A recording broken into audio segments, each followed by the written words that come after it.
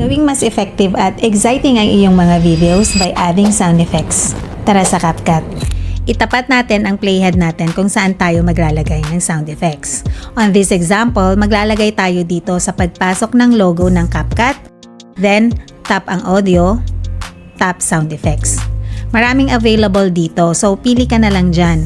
Pwede mo ring i-search kung alam mo na ang title. So I suggest go over the available sound effects para mas ma-familiarize tayo at mas mapapadali na tayo sa pag-edit sa susunod. So in this case, dahil lagi ko na tong ginagamit, nakalagay na yan sa favorites ko. So tap natin to, then tap the plus sign. Then pwede mo nang i-adjust ang volume.